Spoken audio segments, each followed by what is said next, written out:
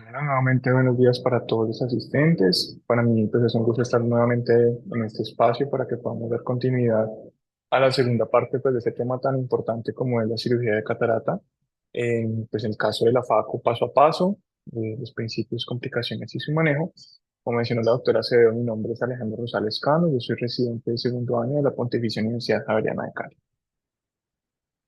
Entonces, conforme a lo que alcanzamos a ver en la sesión pasada, el día de hoy, pues el contenido que propongo que abordemos es, pues por una parte, dar fin a lo que queda del módulo 2 que les había comentado hace 8 días, en pues, lo que concierne a las incisiones corneales asistidas por láser de femtosegundo, el astigmatismo inducido en general con la creación de las incisiones, la inyección de azultripán y lo que corresponde con los dispositivos viscoquirúrgicos, o pues que también se denominan OVD.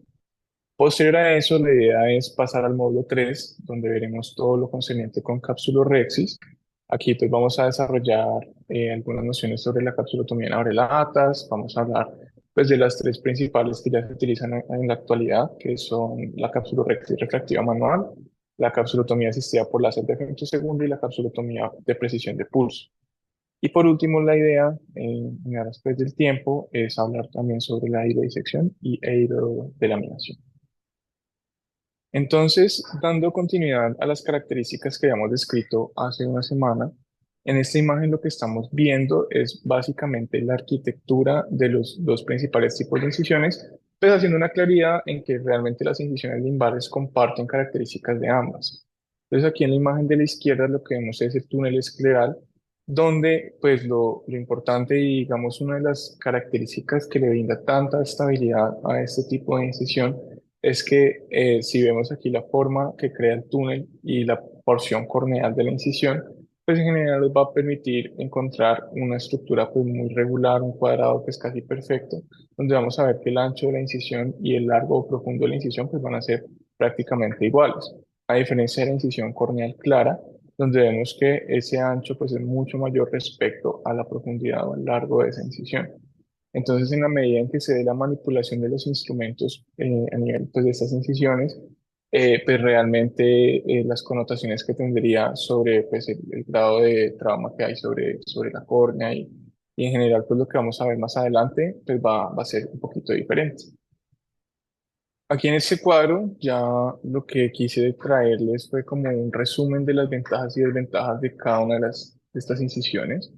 En cuanto pues al túnel escleral, y esto pues es algo que quiero discutir un poquito ahorita más adelante, es que comparado con las incisiones corneales claras, pues esta se va a relacionar con menores tasas de endoftalmitis. Y pues esto es una pregunta interesante porque de alguna forma ambas son puertas de entrada hacia una cámara que en condiciones normales es hermética y aislada pues desde el punto de vista inmunológico. Por otra parte, pues encontramos que el túnel escleral tiene la ventaja de que se puede utilizar ya en técnicas diferentes a la FACO, como es el caso de la cirugía extracapsular de incisión pequeña. Va a ser pues una técnica ideal en los pacientes que tengan microcórnea y también en los pacientes con un bajo recuento endotelial. Pero como desventajas, y tal vez en lo que hablábamos al principio de la charla pasada, cuando empezamos a hablar de decisiones, como en ese recuento histórico, es que pues en general la recuperación va a ser mucho más lenta y puede relacionarse con otras complicaciones como el ifema, que pues como sabemos pueden derivar en otros procesos. Y adicionalmente pues esa necesidad de hacer una incisión conjuntival, que también eleva el riesgo pues de que sangre, pero pues que en general no va a ser pues, un riesgo importante. Y por su parte, la incisión de córnea clara, pues la gran ventaja que podemos encontrarle pues es que su arquitectura le permite hacer una incisión básicamente autosellante en la mayoría de casos sin necesitar una sutura. El tiempo quirúrgico pues va a ser mucho menor, nos ahorramos como todo esa necesidad de realizar incisiones que puedan sangrar. Y pues en lo que hablamos también al principio de la charla pasada en cuanto a las técnicas anestésicas, donde pues en general estas incisiones se pueden incluso hacer con anestesia tópica y la anestesia intracameral, pues después de haber hecho las paracentesis. En general, pues aquí la desventaja y la coloqué así en negrilla porque las vamos a ver más adelante, son las tasas de endoftalmitis y el riesgo de astigmatismo regular e irregular inducido quirúrgicamente. Ya por otra parte, pues, contrario a lo que vemos en las incisiones de túnel escleral, pues estaría la pérdida endotelial que puede ser mayor, la licencia pues, de las heridas, el desprendimiento de la membrana de Esmer, que también lo vamos a desarrollar ahorita, y pues otros riesgos como puede ser la hipotonía, pues que lo puede decir. Entonces, para hablar un poquito sobre eso que les mencionaba del riesgo de endoftalmitis, quise traer a colación este estudio. Este es un metaanálisis con revisión sistemática que realmente y muy honestamente es un poco viejo, es del 2013, pero la razón por la que lo quise traer fue por la envergadura que tuvo ese estudio. Este fue un estudio que fue realizado en China y pues su título es Los factores de riesgo para endoftalmitis aguda tras cirugía de catarata.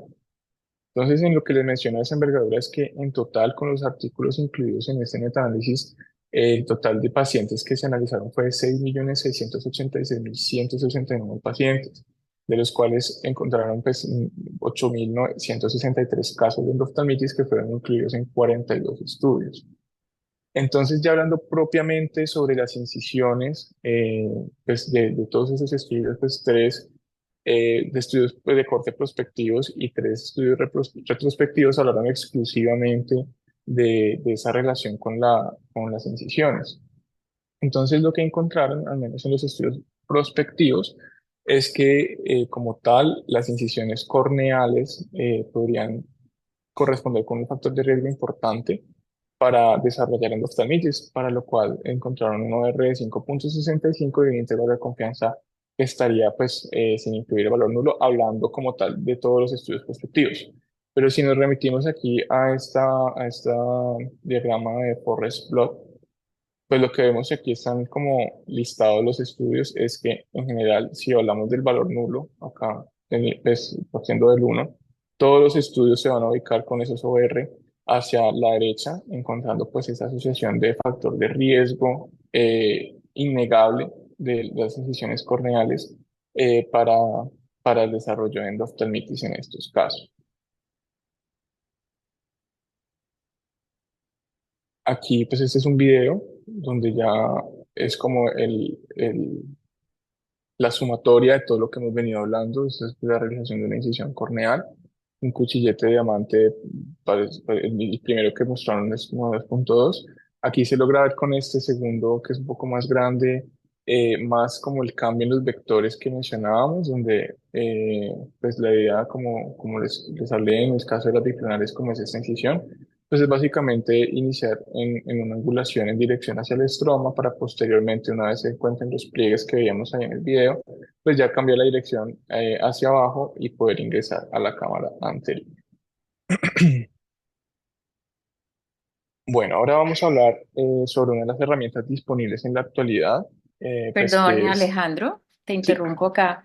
En ese artículo que mencionaste con el innegable pues incremento de endoftalmitis en las incisiones corneales, ¿hablaban del punto de seguridad en estas incisiones o simplemente no suturadas? no, no suturada en general. Ok, No porque mencionaba pues lo del punto, en realidad. fíjate que eso es importante porque en muchas escuelas, incluso aquí en Colombia, digamos que la incisión por córnea clara es el estándar, pero la protegen, ¿no? La protegen con una incisión, perdón, con una suturita que se retira posteriormente. Entonces, esa casuística tan gigante que mostraste muestra pues resultados muy claros. Al final de la sesión podemos discutir algo al respecto. ¿Listo? Listo, doctora, perfecto. Continúa. Muy bien. Entonces, como les mencionaba, una de las herramientas que están disponibles en la actualidad para la realización de las incisiones y en general para muchos de los pasos de la cirugía de catarata, pues va a ser la asistencia con el láser de femtosegundo.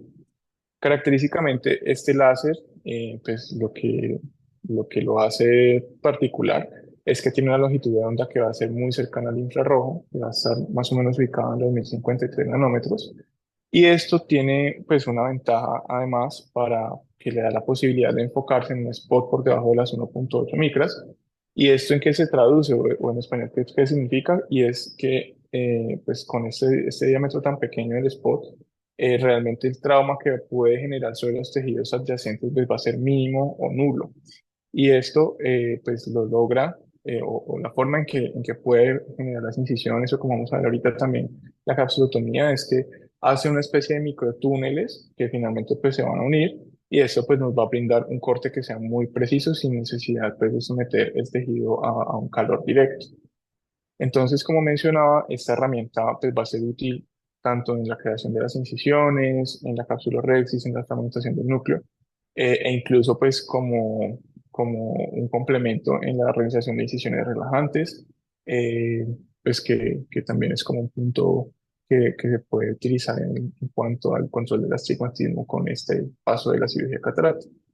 Entonces, lo que vemos aquí es básicamente que la incisión pues va a seguir. La incisión, pues digamos, va a seguir o puede formarse conforme pues a esa estructura multiplanar.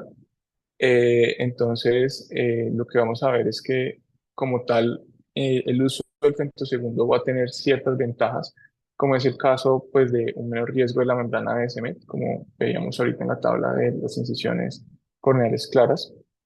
Adicionalmente, nos puede brindar un mayor grosor en el puerto de la incisión, y esto pues nos va a brindar un mayor hermetismo final en la incisión, y que en general, pues cuando hablamos de la sumatoria de estos ángulos, nos permitiría crear un ángulo de 120 grados que nos haga un túnel mucho más consistente en la córnea, y pues que esto no se traduzca en una firmeza mucho mayor al momento de la manipulación de los instrumentos pues durante la cirugía.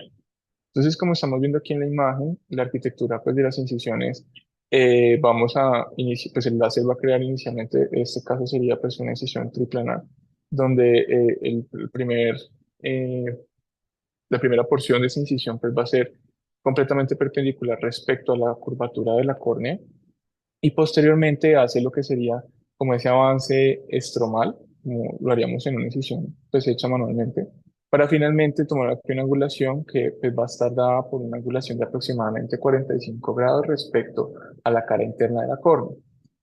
Y aquí pues aparece una de las limitaciones de esta técnica o de esta ayuda durante la cirugía de catarata, y es que como vemos aquí, existe, y normalmente el láser de femtosegundo va a dejar unas heridas pues un poco más difíciles de abrir, porque siempre, pues sí, en general el láser lo que tiende a hacer es dejar unos puentes de tejido que son muy pequeños, pero que habitualmente pueden tener un ángulo inverso. Entonces al momento de nosotros acceder a la cama podría pues dificultarlo, pero aún así no es realmente un riesgo o una dificultad mayor, y pues sigue siendo una técnica o una ayuda pues bastante útil en la cirugía de catarata. Entonces, frente a eso, quise traer pues otro artículo donde pudiéramos entender un poco, al menos una de las ventajas que podría tener esta cirugía, esta técnica, perdón, en la cirugía catarata. Entonces, este es otro metaanálisis, este sí ya es mucho más reciente, del año pasado, y este se titula pues la comparación de cirugía de catarata asistida por láser de femtosegundo y la facomulsificación convencional en términos de impacto corneal. Este pues también pues, tuvo una buena envergadura, que se incluyeron 23 ensayos clínicos aleatorizados y 19 estudios de cohorte. Entonces aquí, y pues desafortunadamente no logré encontrar uno donde hablara solo y exclusivamente de las incisiones, no mencionaban si se utilizó en todos los pasos que se puede usar el láser, pero pues lo que miran acá fue básicamente el impacto sobre el recuento endotelial que pudiera tener pues hacer la cirugía convencional, eh, y la cirugía pues asistida por láser de femtosegundo. Entonces, en general, 15 de los estudios que les mencioné al principio, que incluyó el metaanálisis, reportaban una tasa de pérdida de células endoteliales en los días 1 a 3, y a partir de ahí se realizaron varias mediciones en torno al seguimiento de esos pacientes. Y estos pues se hicieron en una medida que es la diferencia de medidas ponderada, pues ya que, digamos, entre un estudio y otro, realmente los promedios de pérdida endotelial pues pueden ser variables. Entonces lo que busca esa medida es estandarizar un poco como esa pérdida. Entonces, si nos ponemos a ver desde el día 1 a 3, hablamos pues de estos valores negativos de esa tasa y que en general, al igual que veíamos en el previo, no van a pasar el cero, pues que correspondería con que sea realmente igual con la intervención a la que se está comparando, que es la técnica convencional. Y si nos fijamos, pues en todos los valores de P vamos a encontrar pues que son iguales o menores al 0,05, hablando pues de una significancia estadística que para nosotros es relevante. Entonces, pues como tal, la conclusión de este estudio es que realmente la cirugía de catarata asistida con láser de femtosegundo pues va a ser una herramienta útil en reducir el daño endotelial que podría representar la cirugía de catarata por sí sola cuando se realiza por facomulsificación. Ya entonces vamos a entrar a hablar un poco sobre las complicaciones intraoperatorias al momento de realizar las incisiones. Digamos, en el intraoperatorio, lo más frecuente que podemos encontrar puede ser la incisión accidental de la conjuntiva, y eso pues lo que nos va a ocasionar, como vemos en esta foto, que pues, es realmente un paciente que ya no está en cirugía, pero es más ilustrativa, es la quemosis característica. Y pues realmente aquí el manejo va a ser muy sencillo porque en general si esto sucede se nos va a llenar de líquido pues la córnea y no vamos a poder acceder bien a las incisiones. Entonces lo que vamos a hacer es o con una cánula de aspiración o realizando unas incisiones muy pequeñas para posteriormente drenar ese líquido con ayuda de un aplicador. Pues realmente eso es bastante sencillo. Y ya otro de los complicaciones que podríamos encontrar, que tampoco es infrecuente, son las incisiones cuando las realizamos muy pequeñas, y esto pues cuando me refiero a pequeñas hablo de una poca profundidad o una poca longitud de la incisión, lo cual pues hace que sean mucho más propensas a que el iris se prolapse. Entonces, aquí, en la medida en que esto suceda, y que ya hace parte del objetivo de otras charlas que tendremos más adelante, ya hablando pues, de fluídica y todo esto, pues aquí es ya hacer un manejo con los parámetros del equipo de FACO, de modo que pues ya también desde nuestra parte con la manipulación de incisiones, hacer una presión mínima sobre la incisión, de modo que pues evitemos que ese iris siga colapsando. Y en general, en este tipo de incisiones, cuando esto sucede, pues va a ser necesaria la colocación de puntos, porque pues en el postoperatorio, si esto ya sucede, pues sí sería mucho más riesgoso para el paciente.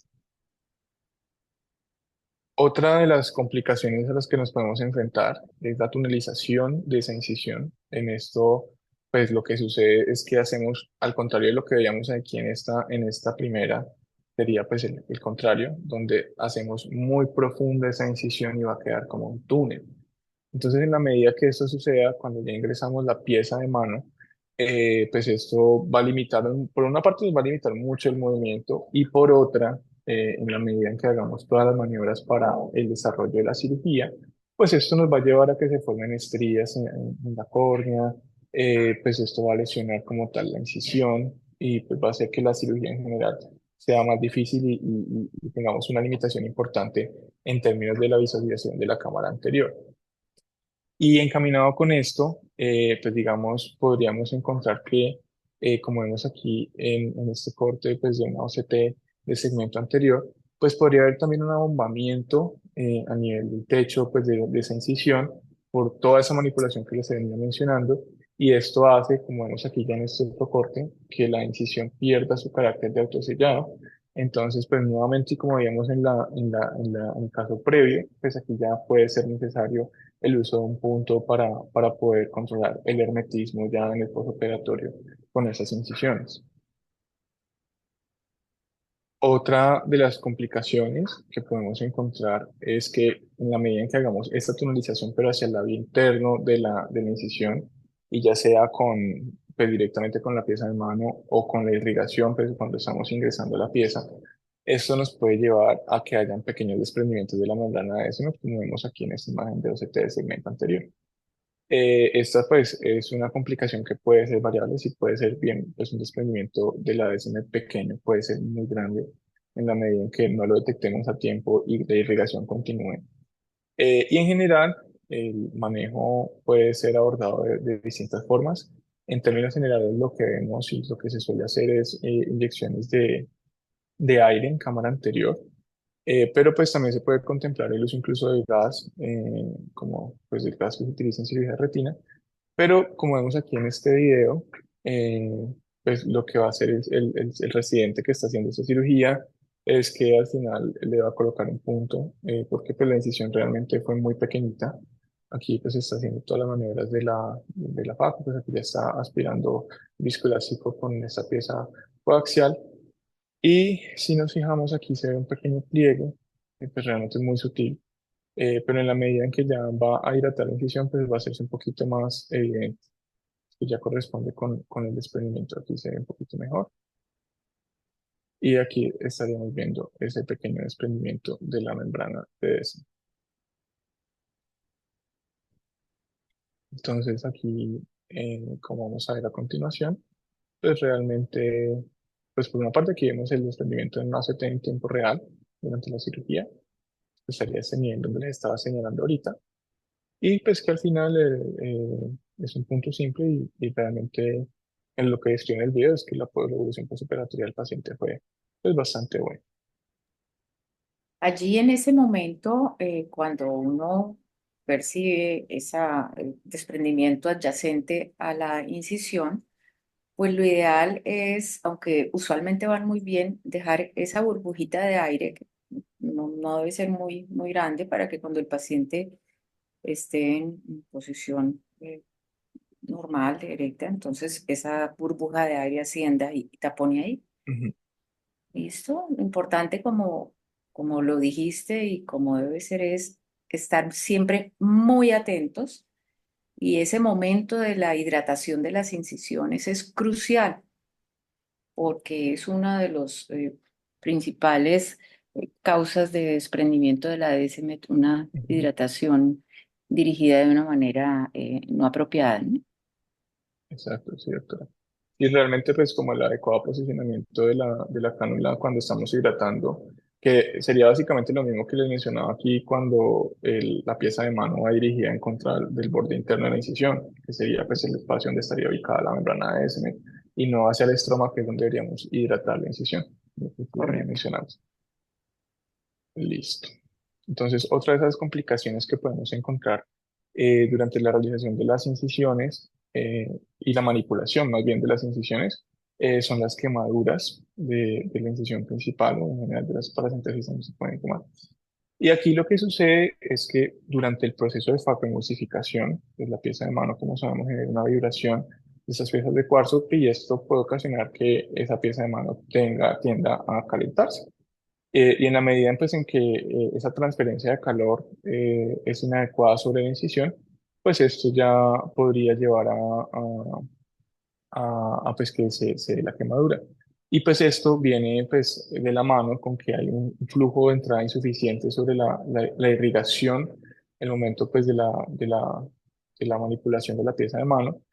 Y pues esto pues es lo que va a alterar finalmente la arquitectura. Entonces, aquí pues es característico que eh, pues lo podemos encontrar cuando utilizamos únicamente los viscoelásticos dispersivos. Y pues cuando, digamos, en el modo de que elegimos para la entrega o la realización del ultrasonido, pues se relaciona mucho más cuando utilizamos el ultrasonido continuo a cuando utilizamos bolso o de forma intermitente el ultrasonido. Aquí pues es muy importante también anotar que cuando se utilizan incisiones pequeñas para pues, la realización de la cirugía únicamente bimanual, eh, pues esto también eleva el riesgo de que se den quemaduras, ya que pues en muchos de los casos pues como el capuchón de la irrigación pues no va a ser adecuado, no va a ser suficiente y podría entrar la pieza de mano en contacto directo con la córnea y pues en general el riesgo pues de que esto se presente es que una vez se da esta alteración, pues va a haber una alteración a nivel de la disposición de esas fibras de colágeno cuando la temperatura a nivel de la incisión esté por igual o por encima de los 60 grados Celsius. Esto pues va a hacer que como tal pierda su carácter autosellable y adicionalmente pues se relacione también más con astigmatismo inducido severo. Y en la medida pues, que lo vamos a detectar es que durante la manipulación de la pieza de mano, pues va a tomar esa apariencia blanquecina y pues vamos a encontrar que también que empieza a filtrar a través de esa el humor acuoso pues, durante el procedimiento quirúrgico. Y en general, pues el manejo que vamos a realizar de este tipo de complicación, pues va a ser la aplicación de puntos, que se pueden hacer puntos en X o puntos así, es como un estilo en cuadro de colchonero. Aquí es un video básicamente de esta complicación. Como vemos también es un residente y pienso pues que en general nosotros que somos personal que está en formación y estamos adaptándonos como a la realización de las diferentes técnicas, pues hay que tener en cuenta varios errores que cometió aquí este cirujano. Entonces, como podemos ver aquí en cuanto a la manipulación de la pieza, por uno pues está, no sabemos si este cirujano sea diestro o zurdo, pero pues en general la manipulación está haciendo con la mano contraria a lo que habitualmente tenemos. Y por otra parte, si vemos aquí la pieza de mano, esta está totalmente dispuesta hacia la porción pues, más pues, temporal de la incisión, esta está apoyada completamente sobre eso, entonces es lo que les mencionaba de que en medio de toda la vibración que encontramos por el proceso normal de la facomosificación, pues tiende a concentrarse el calor a esta porción. Y adicionalmente, si nos fijamos aquí, la punta de la pieza de Faco está dispuesta de lado. Entonces, pues eso también hace que todo el ultrasonido adquiera una dirección pues, que no es la adecuada y tiende a concentrarse en los sitios de incisión, como podemos ver aquí al final cuando el residente ya ha extraído pues, las piezas de la cámara anterior. Y aquí, pues, olvidé mencionar, y pues es como importante, que realmente es baja la incidencia de esta complicación, pero hay que tenerlo en cuenta, y como mencionaba, especialmente nosotros que nos estamos apenas como adaptando a la delicadeza en los movimientos y a que realmente cuando estamos manipulando la pieza de mano, realmente sobre la incisión principal debería estar más bien es como flotante y no apoyada sobre ninguno de estos lados para evitar este tipo de consecuencias. Entonces, ya hablando un poquito sobre las complicaciones postoperatorias de las incisiones, lo que podemos encontrar es, por una parte, que es que haya prolapso del iris, pero pues realmente que hayan fugas es más bien infrecuente y esto suele suceder cuando hablamos de incisiones grandes, que cada día tienden a ser mucho menos usadas y hablamos de incisiones por encima de los 3,5 milímetros. Ya por otro lado, y eso ya tiene que ver mucho es con el carácter de autosellable de las incisiones, es pues la hipotonía posoperatoria. Esto pues es algo a lo que nos podemos ver enfrentados y aquí pues también es como un llamado porque es algo que no solemos hacer mucho en el posoperatorio de estos pacientes por el temor obviamente de pronto manipular la superficie y elevar el riesgo de infección, pero es muy importante hacer una evaluación tanto por el riesgo de hiper como el riesgo de hipotensión en este caso, cuando se pierde la hermeticidad de la incisión. Obviamente nosotros tratamos de garantizar al máximo al terminar la cirugía, sea pues ya visualizando con estos pues esponjas para ver que no haya filtrado y en la mayoría de los casos que dejamos burbujas de aire en cámara anterior para precisamente ayudar a que se selle esa incisión, pues no estamos exentos a que durante alguna manipulación, incluso pues durante algún movimiento que haya hecho el paciente, pues esa incisión haya podido alterarse y asimismo como que llevar a la, a la hipotonía pues en el postoperatorio. Por eso es que cuando haya duda de la hermeticidad de esa incisión al final de la cirugía y que tú te vas a dar cuenta porque a lo largo de la cirugía una incisión que no sea apropiada, pues molesta, ¿sí? Ujú. Entonces, siempre dejar un puntico de seguridad porque es mejor esto, así uno esté trabajando con un lente premium, un tórico, que pues obviamente la presión del punto puede modificar las cosas, pero va a ser algo eh, realmente transitorio y la seguridad de la hermeticidad, pues es lo más importante, ¿no? Exacto. Más que el resultado refractivo final, no siendo este despreciable. Así que importantísimo, siempre que haya dudas, poner un punto de seguridad que se puede quitar tranquilamente más adelante. Listo, pero muchas gracias. Bueno, entonces ya entrando en otro de los temas que nos corresponde con este análisis de la creación de las incisiones, pues es precisamente el astigma inducido quirúrgicamente. Entonces lo que vemos en esta gráfica, que es muy sencilla pero muy ilustrativa, es básicamente cuál es la distribución y la proporción en que se induce el astigmatismo conforme a la localización y el tamaño de las incisiones.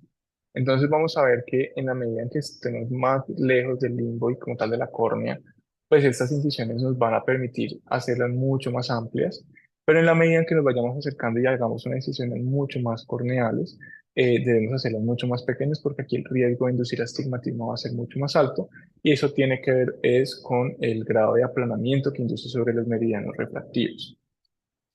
Entonces, alineado con esto, traigo esta tabla donde realmente pues es como para mostrarles la gran variabilidad que puede haber en torno al astigmatismo inducido, que en general lo vamos a encontrar en los artículos y en la literatura como CIA, pues es en la literatura anglosajona, haciendo pues también claridad en que aquí pues hablan de unas incisiones bastante grandes, que es posiblemente lo que se hacía ya hace bastante tiempo.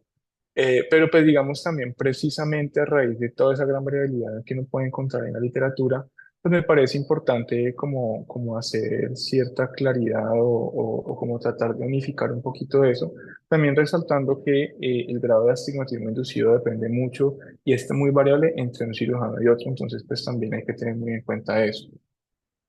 Frente a eso, pues aquí también hay otro artículo que quise traer a colación y es precisamente un artículo que busca comparar el grado de astigmatismo inducido pues en términos pues, de la curvatura corneal tras la cirugía de facomulsificación. Entonces, este se trató ya de un estudio autorizado prospectivo donde se incluyeron 130 pacientes y pues se distribuyeron de forma equitativa en 65 pacientes por cada grupo.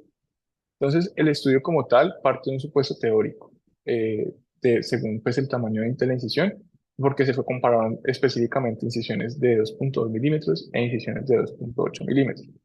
Entonces, el supuesto teórico del que ellos partían era un astigmatismo postoperatorio reportado, que iba más o menos en el 1,32, más o menos 0,75 en la incisión de 2,2 y de 1,32 más o menos 0,72 en la incisión de 2,8 milímetros. Entonces, aquí en esta, Incisiones córnea clara, perdón, sí, ahí en en lo que córnea estás clara, diciendo. doctora, Importante. Ujú. sí, en córnea clara.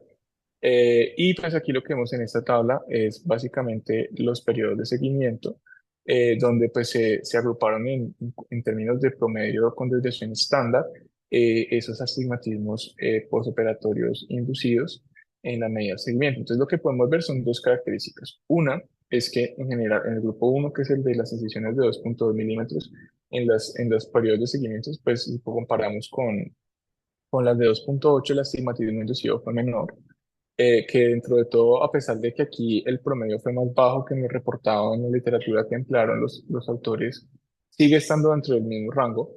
eh, y pues que las incisiones de 2,8 como no, sí tienden a ser mayor el astigmatismo.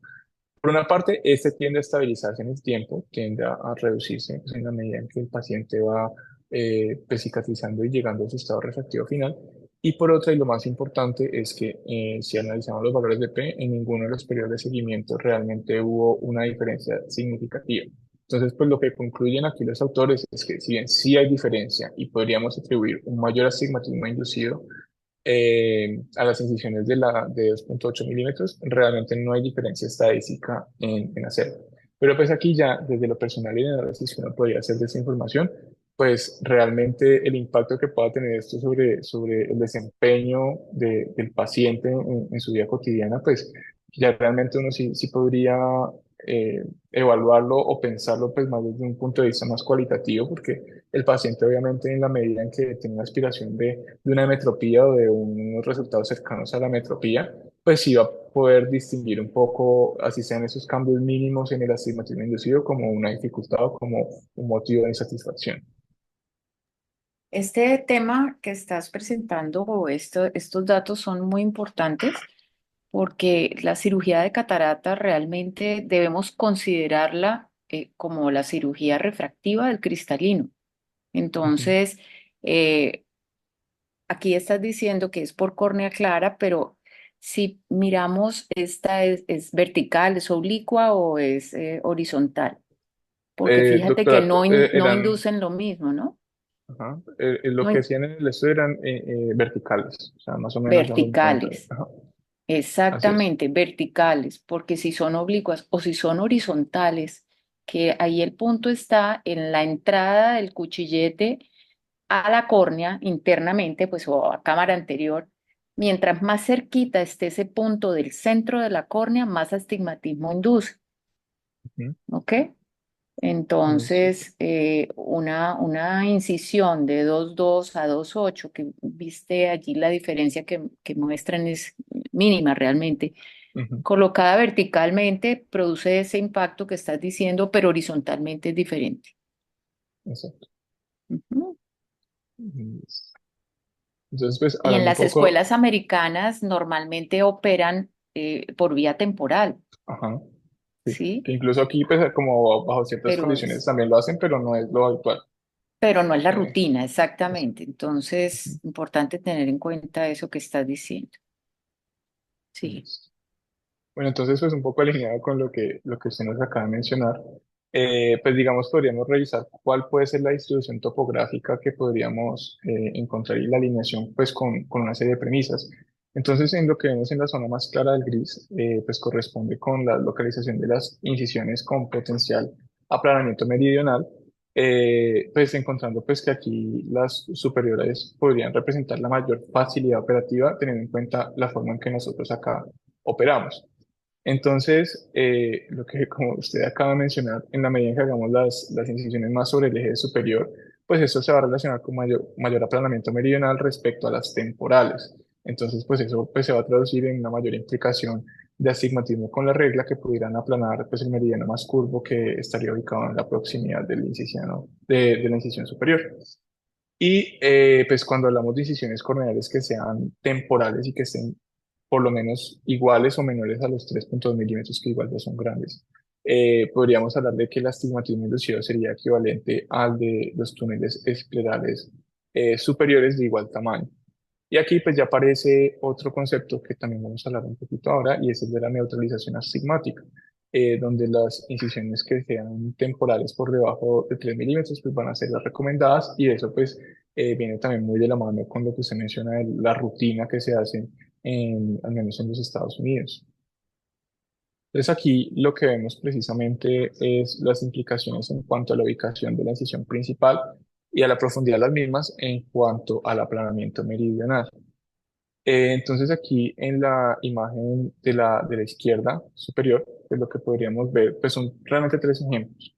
Aquí pues lo que tenemos es que el meridiano pues más curvo estaría ubicado a los 90 grados, perdón, a los 180 grados, en la medida en que ubiquemos esa incisión principal a este nivel, pues sabiendo que nos va a aplanar en este caso pues más o menos unos 5,5 dioptrías, pues nos llevaría a una neutralización pues del eje, conservando el mismo eje astigmático. Pues aquí en el caso pues del ejemplo hablamos de una dioptría de astigmatismo prequirúrgico, y pues con esas 0,5 dioptrías pues hablaríamos de un astigmatismo neto de 0,5 dioptrías al final del procedimiento, que como mencionaba conservaría el mismo eje, que pues sería aquí esta gráfica. En el segundo ejemplo, cuando se realiza la incisión sobre el eje más plano, pues digamos aquí vamos a encontrar el efecto contrario. Digamos en la medida precisamente si aplanamos más el eje que ya está más plano, pues lo que va a tender eso refractivamente hablando digamos topográficamente hablando es que se tiende a curvar más el meridiano más curvo. Entonces aquí para este ejemplo se habla de una incisión, pues una córnea pues también con astigmatismo preoperatorio de una dioptría que en este caso estaría ubicado a los 180 grados, y acá lo que vemos es que se realiza la incisión en el plano perpendicular con la misma neutralización que vemos en el ejemplo de arriba.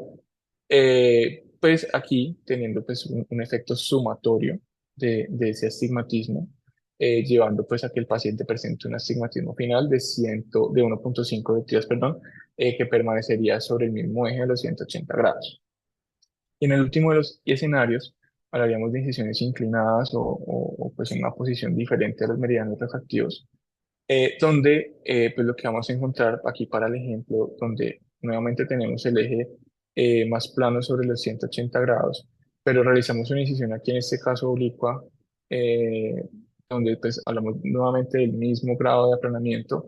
Lo que haría es tener también una sumatoria del astigmatismo. No va a ser igual que en el caso donde lo hago sobre el eje más curvo, sobre el eje más plano, perdón, pero pues sí va a ser un astigmatismo mayor y adicionalmente sobre este caso, por la suma vectorial que encontramos al momento de neutralizar esos ejes, desde el punto de vista geométrico, pues hablaríamos de que si cambia el eje. En este caso, pues por el caso del ejemplo, pues hablaríamos de que el eje cambia a los 167 grados. Y ya aquí en la imagen de la derecha, pues es básicamente para ilustrar que en general en la medida en que hagamos túneles un poco más planos, realmente más cortos, perdón, o menos profundos, esto nos va a llevar a una mayor neutralización astigmática. Entonces, pues digamos, esto hay que equilibrarlo un poco también como con los riesgos que implica realizar esas incisiones tan poco profundas como mencionamos al principio en términos del prolapso de iris y pues todo lo que podría implicar sobre el hermetismo. Y aquí pues también haciendo claridad que en la medida en que hagamos esas incisiones mucho más profundas, pues la disposición que hagamos también del plano en el que la realicemos, pues debe ser en el caso pues de los más pequeños, idealmente deberían ser mucho más planos para alcanzar ese efecto de neutralización astigmática al que estaríamos apuntando. Aquí pues traje unas consideraciones especiales, no son contraindicaciones absolutas, pero sí precauciones que hay que tener al momento de realizar las incisiones. Los grandes representantes pues son los pacientes con queratotomía radial, que si bien ya no son técnicas que habitualmente se estén haciendo en la actualidad, digamos por el grupo etario al que solemos hacer la mayoría de cirugías de catarata, pues sí puede ser algo que encontremos aún. Y por otra parte, pues estarían las degeneraciones marginales y en general las degeneraciones corneales que pudieran relacionarse con algún grado de adelgazamiento de la córnea periférica. Entonces, para controlar o para someter al paciente a una cirugía segura, pues lo que vamos a hacer, y aquí va a cobrar mucha utilidad, pues va a ser la realización de las incisiones lumbares.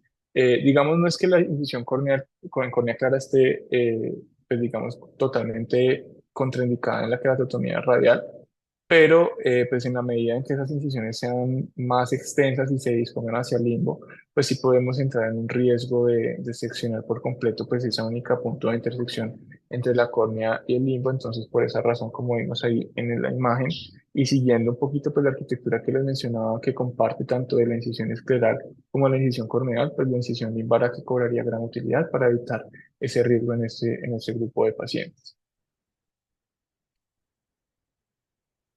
Bien, ahora entramos en otro de los pasos importantes al momento de hacer la cirugía catarata, y es la atención con Perdón, el... Alejandro, Sí. devuélvete al anterior un momentico porque pues vale la pena puntualizar que aunque tengamos una rutina de acuerdo a la facilidad de la cirugía, bueno, etcétera, puntos del cirujano, eh, siempre tenemos que saber trabajar en ambos lados, ¿no? En córnea clara o por túnel escleral, porque en esas situaciones especiales no es como uno quiera, sino como se debe hacer. En la queratotomía radial no es lo mismo una queratotomía radial o incisiones Ujú, estándar, 8 espaciadas, cuando tú vas a hacer una incisión con un cuchillete que tenga sí, un ancho, pues, o el diámetro de la incisión que quede lejos de esas incisiones radiales, no estaría contraindicado hacerlo por córnea clara, pero siempre evaluar muy bien esto, esa otra condición que mostraste de adelgazamiento periférico, un terrien, etcétera, ujú. pues túneles esclerales sí o sí son la forma de proceder y allí eso se acompaña no solamente de la incisión, sino de unos principios quirúrgicos de fluídica, etcétera, especiales. Entonces, muy importante no solamente favorecer la rutina, sino mucha atención a esos casos. Listo, continúo. Listo. Entonces, como les mencionaba, pues vamos a continuar con nuestros pasos importantes y es la tinción de la cápsula con el azul tripán. Pues digamos, históricamente este compuesto pues originalmente se describió para, como un antiparasitario dirigido contra Babesia, pero pues en general en la actualidad se trata de un compuesto químico que va a tener una alta afinidad por la cápsula anterior, por la cápsula anterior cristalina, por lo cual tiene ese potencial para teñirla. Entonces, frente al uso que le vamos a dar al Sultipam, pues vamos a encontrar que realmente tiene dos grandes utilidades. Por una parte es la visualización de la cápsula y esto pues también tiene algunas ventajas e indicaciones como vamos a ver ahorita. Y por otra, pues que digamos, tiene también el potencial de endurecer la cápsula. Entonces, pues eso se relaciona mucho porque el azultripán lo que hace es que tiende a ocasionar una desnaturalización proteica a nivel pues, de todas estas componentes que tiene la cápsula, como mencionamos en la primera charla. Y esto hace pues, que haya un recambio pues, de la estructura tridimensional que conforma la cápsula y esto pues, le va a brindar mayor rigidez. Entonces, pues realmente aquí hay un videito donde pues en general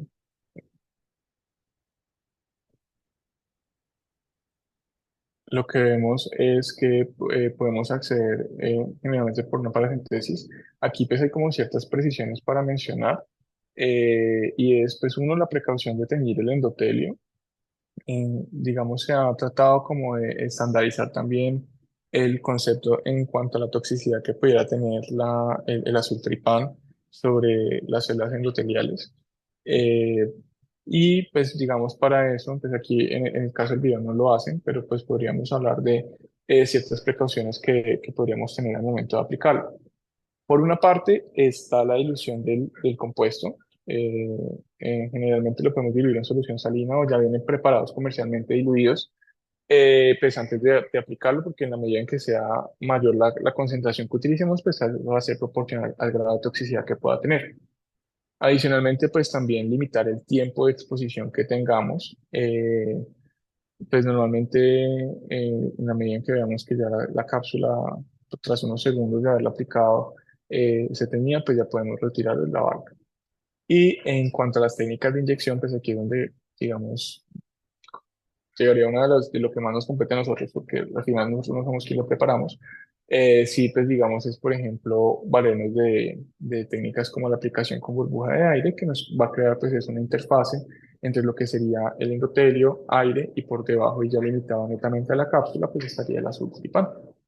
Ya pues una vez hemos realizado esto, pues como mencionaba, pues va a ser la importancia de la limpieza tras la aplicación del azul. Entonces pues se puede realizar sea con solución salina para lavarlo directamente de forma rápida o ya con la aplicación del viscoelástico. Y frente a esto, pues también se han como considerado algunas alternativas para la tinción de la cápsula, que en realidad en nuestro país no son lo habitual, pero pues eso ya desde hace un tiempo se viene como investigando en otros lados y pues por dar un ejemplo, se habla incluso pues de la tinción con verde indeceniva, que lo que ha demostrado es que podría ser menos tóxico o también incluso con yodo comparado con el azul tripán, pero pues sí hay que como estandarizar un poco más de este concepto y traer pues como, o es un llamado también como la investigación clínica para ver realmente las ventajas que pudieran tener. Bueno, aquí ya entramos.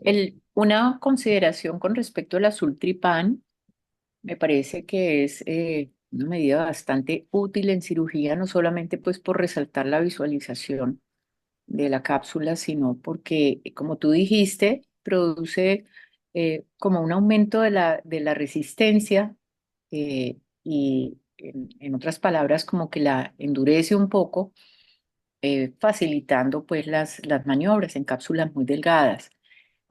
No se puede improvisar con el azul tripán, siempre se debe disponer del azul tripán de mejor calidad, ¿sí? Porque ya son muchos los estudios que confirman que es una, digamos, o bueno, una ayuda segura en la cirugía de catarata sin comprometer la viabilidad de las células endoteliales. Eh, consideración especial cuando hay pequeñas sonulodiálisis que no se han detectado en el examen preoperatorio, cuando uno dilata al paciente y lo debe ver en la lámpara de hendidura, pues obviamente entre los pasos de evaluación prequirúrgica. Muchas veces son alteraciones muy pequeñas y cuando uno inyecta el azul tripán en la cirugía, ve que esto se va atrás hacia el vítreo, ¿sí? Entonces, aunque son situaciones muy eventuales, pues la verdad es no asustarse. Realmente dificulta un poquito si es mucha la cantidad que se va, pero es seguro para la retina. Obviamente con esto también se hace la tinción para el pelamiento de membranas. Ujú, Entonces, exacto. simplemente nos alerta que allí hay una sonulodiálisis, ¿sí? Y puede dificultar un poquito porque pues el reflejo no va a estar muy claro, pero hasta allí llega. Listo, Ok. doctora, muchas gracias. Y, a ver, leíste un poquito de otros métodos de tinción, verde de Pues indocianina. sí, pues realmente los vi mencionados, no profundicé mucho en ellos, pero sí, pues que realmente lo que se ha encontrado o lo que se cree realmente es, pues, es que tiene un efecto menos tóxico sobre las células endoteliales, pero pues que finalmente, volviendo sobre lo que usted acaba de mencionar, realmente sigue siendo un tema de controversia, realmente el impacto que tenga sobre la viabilidad endotelial el uso del azul tripán, entonces pues si realmente cambiar el agente de tinción esté justificado o no, pero pues no traje como a colación estudios ni nada Correcto, sí, soy sobre eso. solamente mencionarlo porque es otra cosa que se está ensayando, pero obviamente el estándar es el azul de tripán. Listo, Correcto. sigue. Listo, entonces de aquí entramos como a la última parte de este módulo 2 que les propuse inicialmente, y es lo correspondiente con los dispositivos viscoquirúrgicos. Estos, pues, por sus siglas en inglés, frecuentemente los vamos a encontrar como OVDs, y estos, pues, lo que corresponden es con un grupo de compuestos que van a tener unas propiedades físicas que van a estar entre los sólidos y los líquidos, y esto, pues, que según la longitud de sus cadenas les va a permitir que interactúen tanto entre las mismas cadenas como con los tejidos del ojo, pues específicamente de la cámara anterior. Entonces, en cirugía catarata vamos a encontrar que los dispositivos viscoquirúrgicos o viscoelásticos van a tener como ciertas aplicaciones que van a ser muy importantes. Por una parte está la protección endotelial, por otra vamos a encontrar que nos va a generar como tal una barrera sobre la superficie corneal y eso está alineado también con esa protección del endotelio. eh, eh, Vamos a también tener la utilidad de estos dispositivos como mantenimiento y apertura de los espacios, entonces nos va a permitir reformar bien esa cámara, lo cual nos facilite mucho las maniobras durante la cirugía. También nos va a permitir tener una presión intraocular deseable durante todo el procedimiento. Otro de los elementos importantes es que los viscoelásticos disminuyen la fototoxicidad pues, inducida por la iluminación coaxial que utilizamos durante la cirugía a nivel pues, de la mácula. Y esto pues tiene que ver con la variación en los índices refractivos que hay pues, en inyectar estas sustancias viscosas. Y por último, pues que en el caso donde sea necesario realizar alguna vitrectomía anterior, pues eso nos va a permitir también una, una visualización mucho más adecuada. Entonces, frente a estas características, bueno, a estas aplicaciones más bien, un viscoelástico ideal pues debe ser lo suficientemente viscoso para que evite el colapso de la cámara anterior, tan fácil de inyectar que a través de una cánula, pues con un orificio pequeño podamos hacerlo sin problema. Y pues adicionalmente que sea lo suficientemente capaz de recubrir los tejidos con una mínima actividad de superficie, pues al ser elástico, al ser estéril y absorbente, pues aparte de otros parámetros que ya se denominan parámetros de biocompatibilidad, sin que esto pues, represente una dificultad al momento de aspirarlo, porque pues ese también puede ser un problema que nos podemos enfrentar al momento de aplicar los viscoelásticos en la cámara. Entonces vamos a hablar un poquito sobre las propiedades físicas y eso pues tiene que una especial implicación al final para la elección del viscoelástico. Esto pues va a ser básicamente consecuencia del estudio de la rheología, que es como la rama que se encarga pues de estudiar el comportamiento de los líquidos al aplicarle una fuerza. y según esto pues se realizará la clasificación de los viscoelásticos. Entonces, en general, pues aquí vamos a hablar de dos grandes características, una que es la viscosidad y otra que es la pseudoplasticidad. Entonces, en general, estas dos características nos van a llevar a denominar una sustancia como un viscoelástico. Y un viscoelástico pues va a ser aquel elemento que tenga la capacidad de recuperar su forma luego de soportar un estrés mecánico. Entonces, en la medida en que hablamos de viscosidad y pseudoplasticidad, pues esto va a ser directamente relacionado con la longitud de las cadenas y el peso molecular del elemento que estemos, digamos, analizando o utilizando pues, durante la cirugía. Entonces, por su lado, la viscosidad pues, este va a ser un parámetro que nos va a reflejar la resistencia de la sustancia pues, al momento de aplicar una fuerza conocida. Y pues lo ideal es que al momento pues, de elegir un viscoelástico es que haya una alta resistencia al flujo en reposo, ya que esta es la característica que me va a permitir proteger el endotelio y mantener los espacios en la cámara anterior. Y que pues, realmente la resistencia al movimiento pues, sea baja, de modo que nos permita tanto la inyección como la aspiración de estos dispositivos viscoquirúrgicos.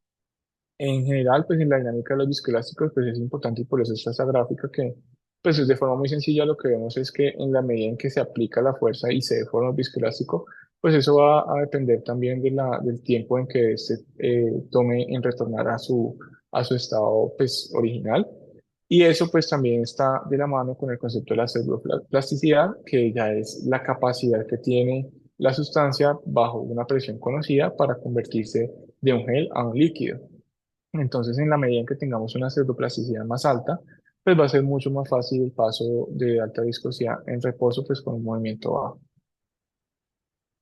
Aquí pues hay otros conceptos que son importantes. Uno es el de la tensión superficial y esta es, en resumidas cuentas, la tendencia que tiene la superficie del líquido a disminuir al mínimo su área al contraerse y esto pues de una forma más práctica pues lo que va a hacer es que va a determinar qué capacidad tiene como tal el dispositivo de revestir las paredes en los celulares con el agente viscoelástico. Entonces en la medida en que esa tensión superficial sea más baja, pues va a haber una mayor capacidad de revestimiento.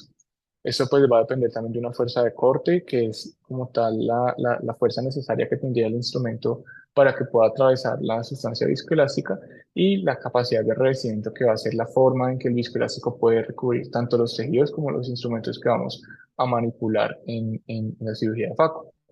Y en general, hablando pues ya de agentes propiamente, el agente que tiene la mayor tensión superficial va a ser el hialuronato de sodio, pues si lo comparamos por ejemplo con condroitin sulfato, y con la combinación de hialuronato con condroitin o la hidroxipropilmetilcelulosa.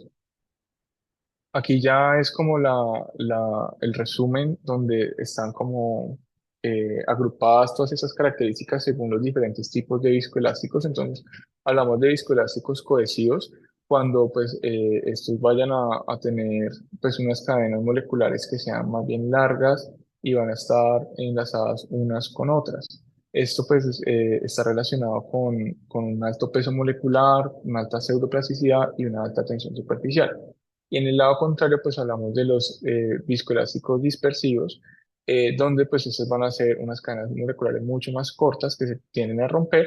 Estos van a tener un peso molecular medio y una pseudoplasticidad y tensión superficial que van a ser bajos. Entonces, digamos, con toda la popularidad y como tal el uso que se ha empezado a implementar con la cirugía de FACO, pues digamos, muchos de como los objetivos de la industria farmacéutica han estado como orientados al desarrollo de unos viscoelásticos que tengan unas características como mucho más fisiológicas y pues físicas que nos permitan pues una cirugía mucho más segura y en la medida de eso, pues se han diseñado, pues más recientemente, algunos viscoelásticos que exhiben, pues combinación de estas características como son los viscoelásticos, pues como combinados o pues que ya tienen como, pues grados variables entre ser cohesivos y dispersivos. Entonces aquí ya es como un resumen de los viscoelásticos disponibles en el país, pues algunos ejemplos. Y aquí, pues básicamente lo que vemos es que pues, la viscosidad se va a medir en términos de pascales y la cohesividad pues también. pues vamos a encontrar que es inversamente proporcional en cuanto a los viscoelásticos cohesivos y dispersivos. Y finalmente los que les estaba mencionando en el ejemplo, en la tabla anterior, pues los que van a ser viscoadaptativos, que dependen de la fuerza o la presión con la que yo esté eh, ejerciendo al momento de aplicarlos. Entonces, frente a esto, los viscoelásticos cohesivos, la aplicación que vamos a tener en la cirugía de catarata, pues van a ser básicamente mantener el espacio y que característicamente estos van a ser muy fáciles de remover y van a tener especial utilidad en el momento de realizar la capsulorhexis. Igual ahorita vamos a ver también unas aplicaciones en otros de los pasos que vamos a desarrollar. Y en el caso de los dispersivos, pues estos van a tener especial utilidad en la protección endotelial y pues van a ser un poco más difíciles de remover precisamente por las características de sus cadenas. Aquí, en cuanto a las complicaciones que podríamos encontrar con el uso de los viscoelásticos, pues lo más frecuente en la medida en que no se haga un retiro completo del viscoelástico al terminar la cirugía, pues va a ser la elevación de la presión intraocular y esto pues está relacionado con el bloqueo trabecular. Normalmente cuando se presenta, este va a ser entre las 6 y las 24 horas postquirúrgicas y pues digamos en relación con el tiempo en el que el disco igual toma en reabsorberse, pues va a durar aproximadamente unas 72 horas. Eh, y aquí, pues digamos, para el manejo de esto, pues realmente una de las herramientas que se podrían contemplar es el uso de los fármacos hipotensores en la medida en que conocemos pues ese fenómeno de absorción de los viscoelásticos.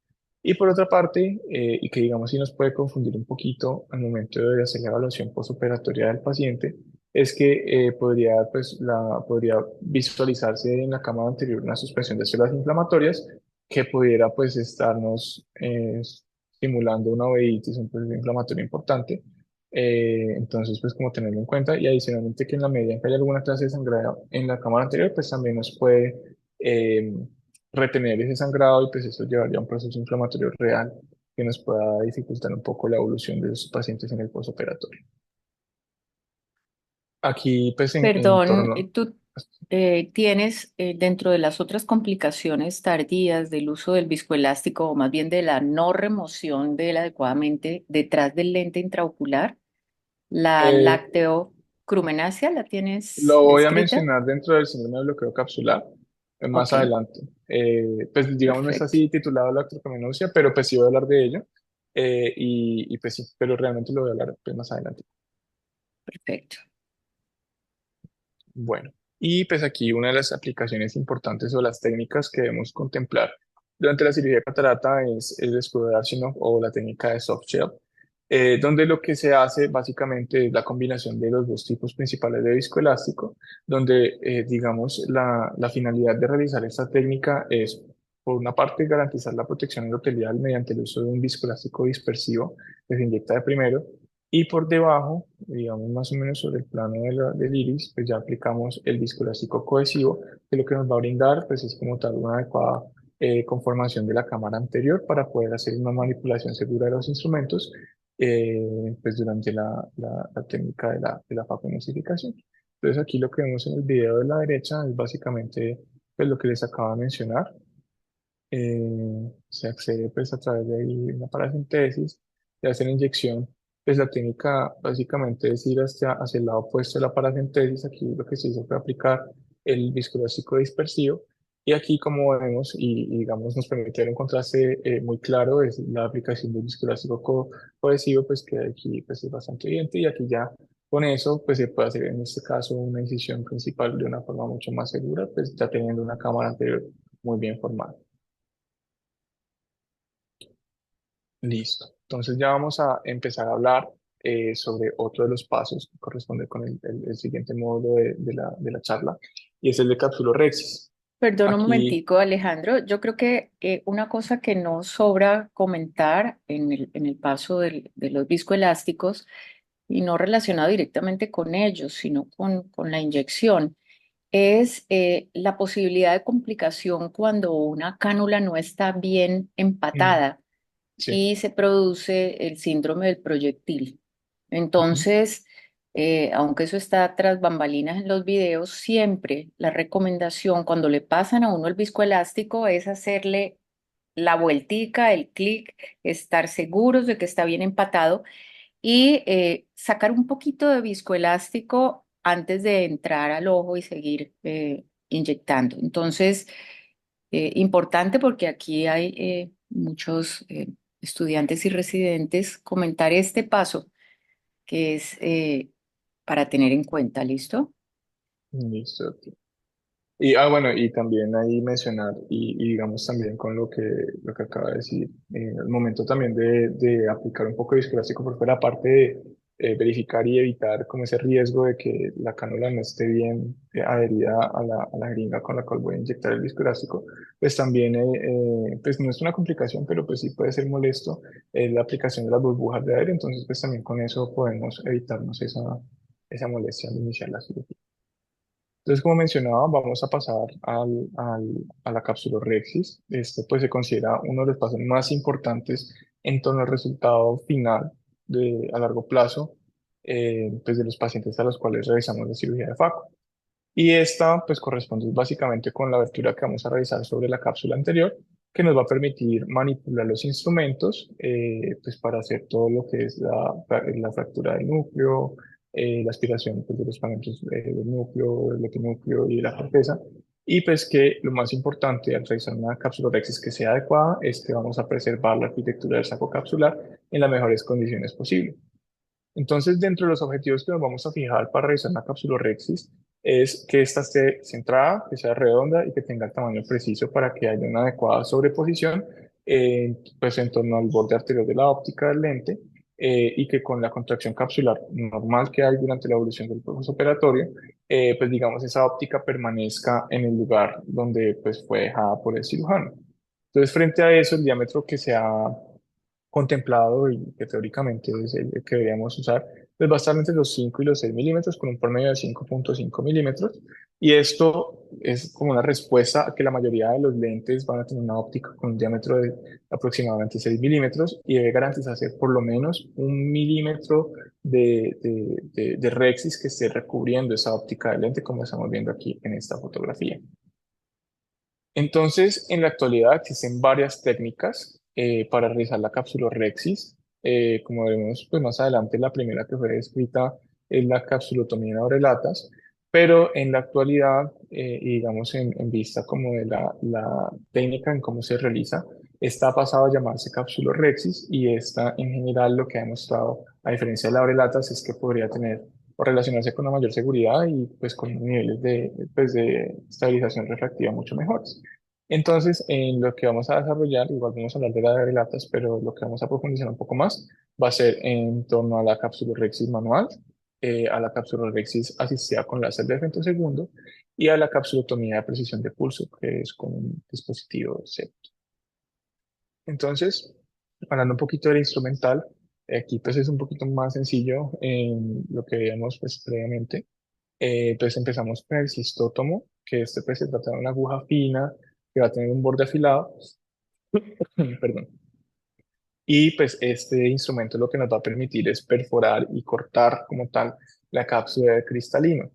Se pueden utilizar agujas de 23G o 26G para fabricarlos. En la mayoría de los casos los fabricamos directamente al momento de realizar la cirugía. Y el diámetro pues, de estos isótomos va a estar entre los 0,12 y los 0,15 milímetros. Estos isótomos, pues realmente el objetivo que tienen o la forma en la que se diseñan es que sea lo suficientemente delgado como para que podamos acceder a la cámara, a la cápsula, perdón, sin dañar las estructuras que están alrededor. Y en general, pues algo importante aquí a notar es que esos pueden tener diferentes, digamos, morfologías o estructuras dependiendo pues de la forma en que cada cirujano realice este paso. En el caso de la punta, y pues es como una de las grandes variaciones, esta puede ser recta o curvada entre un ángulo de los 45 a los 90 grados y esto nos va a facilitar digamos, la maniobrabilidad que tengamos en la medida en que nos permite ubicarnos por debajo de la cápsula para empujarla y así hacer como ese flap inicial o ya en el caso pues de traccionarla en la medida en que queramos hacer una cápsula Rexis completa con el cistótomo. Ya el segundo instrumento que vemos aquí es una pinza Ultrata, que pues, mide más o menos unos 10 a 12 milímetros y en la punta, como vemos aquí, tiene como unas mandíbulas que van a tener una longitud entre los 0,5 y 1 milímetros Y este diseño, pues lo que busca es que pueda agarrar o sostener los tejidos, el tejido pues, de la cápsula sin dañarlo. Y pues normalmente el diámetro que hay en estas punticas va a ser de aproximadamente, pues muy similar al del cistótomo, precisamente en aras de garantizar esa delicadeza al manipular el tejido. Estas pues también van a ser anguladas con la misma finalidad que la del cistótomo. Y pues digamos, en general, el funcionamiento de la pinza es que pues como ese resorte o esa tensión que permite que las pinzas se abran y que yo pueda manipularlo según lo que yo necesite hacer, es pues para ir tomando el flap en la medida en que lo vaya realizando. Y pues esto pues va a ser un control pues mucho más preciso y seguro durante el procedimiento. Tenemos el láser de femtosegundo que ya hemos venido mencionando, pues más adelante voy a hablar un poquito de algunas cosas puntuales de la cápsula, capsulotomía realizada con femto. Y por último tenemos este dispositivo que es Septo, que yo en lo personal no lo he visto utilizar acá, pero pues este se utiliza en la técnica de capsulotomía de precisión de pulso y es un equipo que lo que va a hacer es generarme pues una capsulotomía circular anterior pues con un diámetro muy preciso y pues esto pues se hace mediante esta pieza de mano que igual también les voy a hablar un poquito ahorita en el desarrollo de la presentación. Entonces, la capsulorhexis en abrelatas, pues digamos característicamente y su principal objetivo es reducir la incidencia de los pliegues en la cápsula anterior que pudieran extenderse hacia el ecuador y lógicamente a la cápsula posterior y que se traduzcan en pérdidas vítreas. En muchas de las aplicaciones actuales se utiliza como una medida de salvamento y la forma en que se realiza es haciendo pues varias incisiones radiales con el cistótomo. No sé, eso es con el cistótomo. Y bueno, el video presenta una falla, pero entonces se hacen unas incisiones radiales circunferencialmente. Y lo que se hace al final es, como veremos en el video, se puede hacer como el paso con el mismo cistótomo y como tratar de unirlas. O ya en otro de los casos, ya entrar con la utrata y tratar como de traccionar ese centro de la cápsula para poderlo desprender del resto donde hicimos esas incisiones radiales. Ah, bueno, y algo muy importante a mencionar aquí con ese tipo de capsulorhexis es que realmente, pues digamos, por toda la tracción que se hace y la fuerza, la presión que se hace sobre todo el aparato sonular, pues muchas veces este tipo de capsulorhexis se van a relacionar con un pobre soporte para el lente intraocular en saco capsular. Entonces, no es que sea imposible colocar un lente en saco, pero sí debemos considerar la opción de ubicar un lente intraocular en sulcus cuando realizamos ese tipo de incisión, que es cuando se hace completa y que habitualmente la utilizamos mucho en la cirugía extracapsular. Hay unas consideraciones muy importantes al momento de hacer la capsulorhexis y esto pues tiene que ver con el centramiento de la óptica y esto pues también de la mano con que alcancemos un tilt o inclinación mínima de la óptica del lente pues en el posoperatorio. Entonces, esto pues, va a ser proporcional a los parámetros que les venía mencionando al principio, como van a ser el grado de centramiento, el grado de redondez y el tamaño de las rexas. Entonces, aquí, y la razón por la cual está esta gráfica de la derecha, es que pues, va a ser nuevamente importante hablar de la implicación que tiene las células epiteliales en todos los procesos de contracción capsular. Entonces, como mencionábamos, en esas células cuboides que van a ir migrando hacia el ecuador, para diferenciarse de las fibras del cristalino. Entonces, en la medida que este es el compartimento con mayor actividad metabólica, cuando hacemos la rexis y en la medida en que permitamos la posición directa de la cápsula anterior con la posterior, pues esto nos va a llevar a que esas células epiteliales con alta actividad metabólica puedan inducir opacificación profunda y también fibrosis. Entonces, en la medida que, como mencionaba, se sobrepongan estas dos porciones de la cápsula, pues incluso también aquí pues hablaríamos como ya un proceso que sea peligroso en términos de la huesa y al final del paciente. Entonces podemos encontrar una disposición pues un poco menos agresiva pues se ha descrito como en perlas, son perlas de Elsin, o ya una más agresiva, pues donde incluso pues ya hablamos de fenómenos de fibrosis real, donde pues el manejo final con la capsulotomía con Jack Láser pues va a ser pues mucho más difícil en estos casos. Aquí pues digamos es muy importante en aras de alcanzar un adecuado centraje de la rexis, un centramiento de la rexis, pues uno de los métodos que podemos utilizar para orientarnos en el sitio donde vamos a realizar la incisión, pues para la rexis. Entonces, para eso se han descrito muchos métodos. Uno de los que sí quise traer es el método de reducción de Purkinje, donde entonces lo que se hace es pues, que el reflejo que nos da la luz coaxial del microscopio, pues vamos a ubicar en total cuatro reflejos, pero que para nosotros sean relevantes, que realmente sean visibles, pues van a ser dos. Y a partir de la ubicación y la alineación de esos reflejos, pues vamos a ubicar pues un anillo de centrado pues, de óptico, un marcador de zona óptica que es entonces 6 milímetros en general, para ya pues a partir de la impronta que este genera sobre el epitelio, nosotros guiar el sitio donde vamos a realizar las reglas. Entonces, hablando un poquito sobre esas luces de Purkinje, pues básicamente son los reflejos que mencionaba en el caso del P1, que es Purkinje 1, corresponde con el reflejo que hay sobre la superficie de la córnea. P2 corresponde con el reflejo que se da en la cara posterior de la córnea. P3 estaría ubicado básicamente a nivel de la cápsula anterior y P4 estaría sobre la cápsula posterior, que es lo que estamos viendo aquí. Aquí pues, realmente P4 se ve muy poquito porque están prácticamente alineados, pero entonces aquí lo que les quería mostrar es precisamente los escenarios donde están desalineados y lo que tenemos que nosotros apuntar a realizar. Entonces aquí en la parte de abajo lo que estamos viendo es como un corte sagital del ojo del paciente. Entonces, por ejemplo, en este caso, ese sería un ojo que está en elevación o subproducción.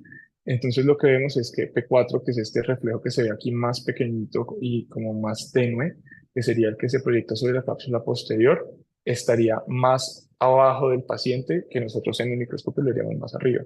Y P1, que es el reflejo corneal, estaría aquí pues, más arriba del paciente o más abajo para nosotros. Y aquí en el escenario contrario, pues estaría más abajo en el caso de que el paciente tenga el ojo en depresión, pues estaría más abajo P1 y más arriba P4. Y aquí ya en la imagen de la mitad, con la representación de esa alineación del eje óptico, pues veríamos ambos reflejos completamente alineados. Entonces, aquí pues lo que se hace es que vamos a tratar de fijarlo en la medida en que tengamos un paciente con un bloqueo parcial o con solamente anestesia tópica, pues le vamos a pedir al paciente que mire en dirección hacia la luz coaxial del microscopio y eso pues nos va a permitir hacer un centraje pues casi completo. Pero en el caso donde el paciente ya tenga un bloqueo, pues nos debemos dar la mano con la utilización de alguna pinza para poder alinear esos reflejos de forma pasiva. Y aquí lo que estamos viendo pues es realmente la impronta para finalmente pues, epitelial que se hace con una presión mínima con ese marcador de zona óptica, porque pues la idea tampoco es lesionar el epitelio. Y a partir de ahí pues vamos a hacer pues con ese reflejo que vemos interno pues nos va a dar un diámetro aproximado entre los 5 y los 5,2 milímetros para la red.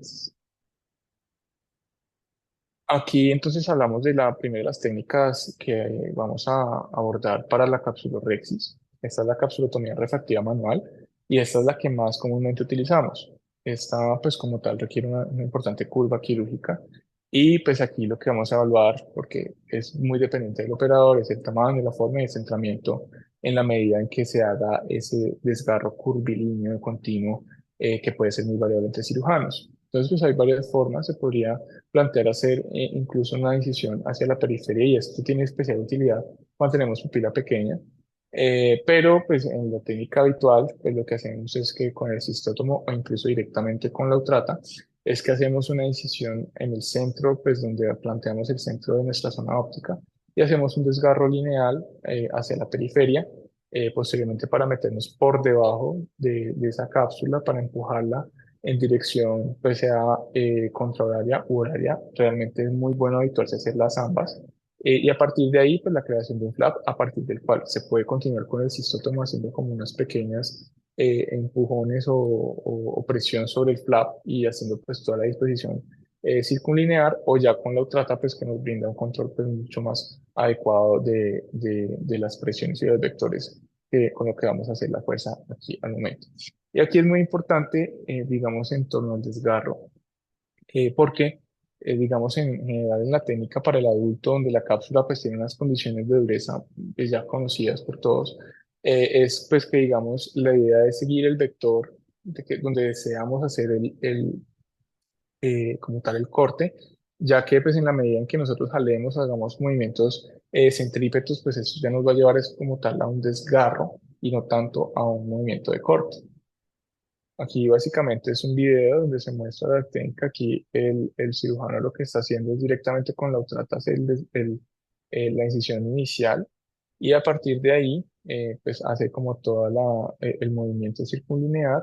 Como vemos es muy importante el reposicionamiento del flap para tener un mayor control porque en la medida en que nos ubiquemos pues digamos más hacia la periferia de ese flap, pues vamos a tener un mayor control y pues como una mejor disposición de los vectores de fuerza. Frente a eso, es muy importante resaltar algunas de las complicaciones que podemos enfrentarnos y una de ellas, y quizás de las más frecuentes, es la extensión radial del desgarro de la rexis. Aquí, pues esto va a ser consecuencia de un pobre control o que se haga una presión posterior muy marcada al momento de extender como tal el desgarro circular de la rexis. Normalmente eso se va a identificar muy rápido porque, pues, y en la mayoría de los casos vamos a tener idealmente la cápsula teñida. Y pues para esto es muy importante, como vamos a ver, las maniobras para redireccionar ese flap hacia el centro. Entonces, aquí, ¿cuál es el mayor riesgo? Y es que pues, este desgarro se distribuye hacia el ecuador y pues esto pues, nos lleve también al riesgo de que haya una ruptura de la cápsula posterior y por último, pues ya la pérdida vítrea.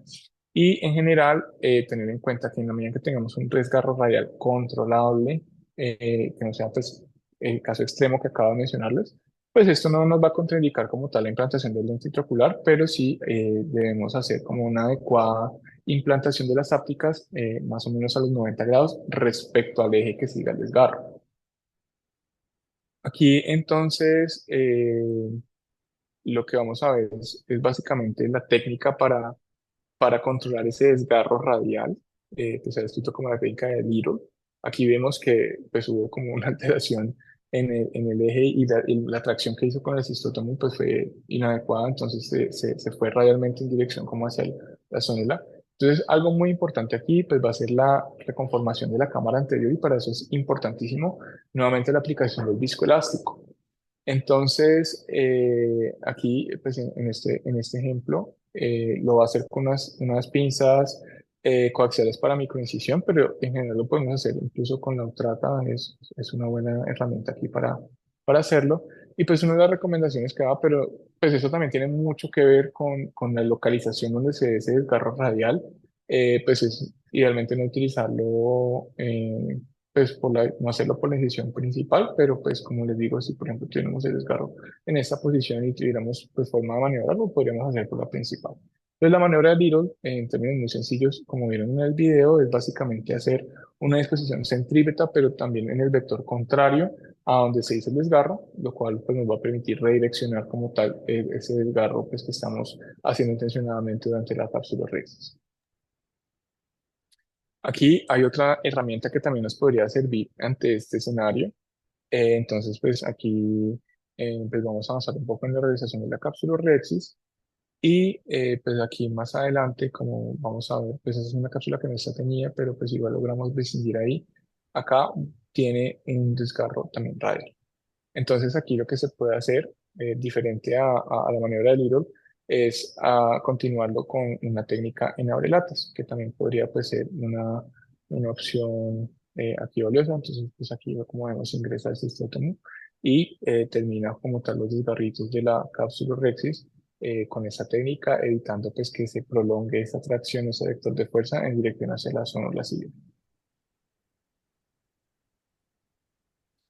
Otra pues, de las complicaciones puede ser el borde discontinuo. En general, pues cuando se hace la distribución de las fuerzas durante la capsulorhexis y si estas pues, se van hacia un punto focal, pues estos nos pueden resultar como en ese tipo de como de desgarro donde quedaría como una zona irregular que, digamos, en caso de que no la resolvamos, sí nos podría dar origen durante la manipulación de los instrumentos en la cámara anterior, pues a un corte, una ruptura especialmente con la pieza de Paco. Entonces, pues digamos, en la medida ideal, pues la Rexis debe ser perfectamente circular, pero pues si nos encontramos con ese tipo de desgarro, como de irregularidades donde es como ese borde va hacia adentro, pues no vamos a tener realmente un mayor problema. Sería más en esos donde, digamos, se sigue como este discontinuidad. Entonces aquí pues, lo más sencillo es que se puede, pues cuando trata o con esas pinzas coaxiales microincisionales, pues se podría hacer como una maniobra de Little para tratar de darle circularidad aquí a la red. Y otro de los elementos importantes y que nos podrían complicar la cirugía tiene que ver con el tamaño de la rexis. En la medida en que tengamos rexis muy pequeñas, como vemos aquí, es una rexis de 3,5 milímetros, esto pues se puede relacionar con dos cosas. Una es la seguridad durante el procedimiento y dos, pues va a ser la estabilidad refractiva en el postoperatorio del paciente. Entonces, en la medida en que tengamos una rexis así de pequeña, durante la cirugía, esto nos puede llevar a una iridisección incompleta. Adicionalmente, y como vamos a ver ahorita, se le puede relacionar con una complicación mucho más grave que es pues, la acumulación pues, de ese líquido pues, que estamos inyectando para realizar la cápsula rexis y que eso pues, nos condicione incluso pues, algo tan grave como una ruptura de la cápsula posterior.